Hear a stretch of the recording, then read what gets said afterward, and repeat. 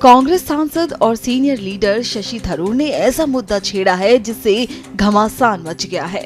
अपने लेख से शशि थरूर ने एक बड़ा राजनीतिक विवाद खड़ा कर दिया है। कांग्रेस सांसद ने वंशवादी राजनीति को भारतीय लोकतंत्र के लिए खतरा बताया। उन्होंने तर्क दिया कि भारत को योग्यता आधारित नेतृत्व की ओर बढ़ना चाहिए। थरूर ने इस विचार को पुख्ता करने के लिए नेहरू गांधी वंश के प्रभाव पर प्रकाश डाला कि राजनीतिक नेतृत्व जन्म सिद्ध अधिकार हो सकता है। ये लेख, जिसे कई लोग कांग्रेस पर सीधा हमला मान रहे हैं, अब इस लेख ने थरूर की निष्ठा पर फिर से सवाल खड़े कर दिए हैं। बीजेपी ने इस मौके का फायदा उठाते हुए कांग्रेस नेता शशि थरूर का समर्थन किया है, जिसे वो पार्टी पर सीधा हमला बता रहे हैं। Mr. Tharoor has explained how the first family of Congress party, the Gandhi Vadra dynasty, has been responsible for cementing this idea, this negative thought that political position and power can be matter of birthright.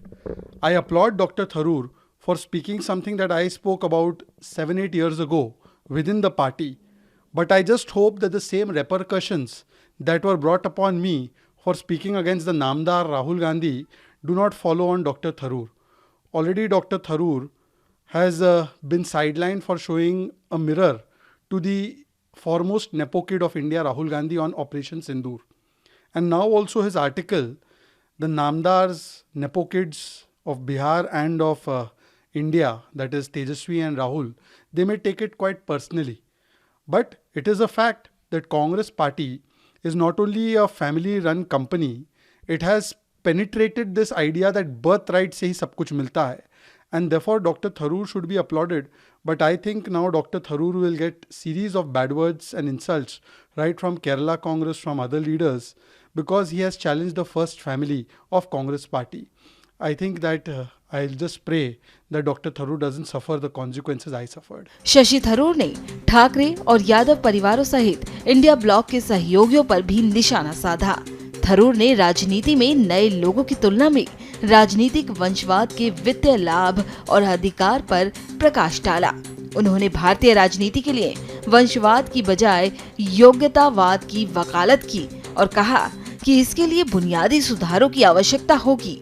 वहीं इस लेख पर कांग्रेस नेताओं ने वाड्रा और गांधी परिवार के योगदान का हवाला देते हुए पार्टी का बचाव किया। All the members of Nehru family are elected to Lok Sabha, not other houses. So, only because of the people's mandate, they become leaders. So, Nehru family is a family who tribute to the Indian politics and for the Indian development, and they give their life also. Indira Gandhi and Rajiv Gandhi, they gave up their life to the nation. So I am telling that Nehru family is our Congress. They are the leading family of the Congress party.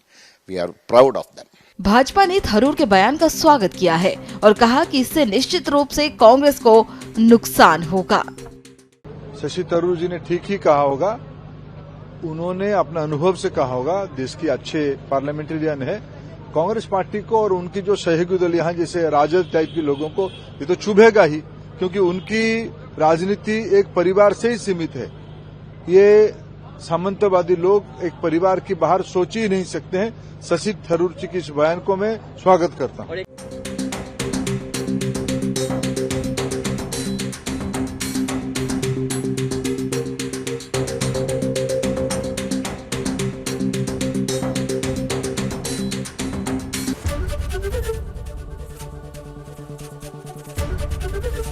ABP Ganga, खबर आपकी, जुबान आपकी।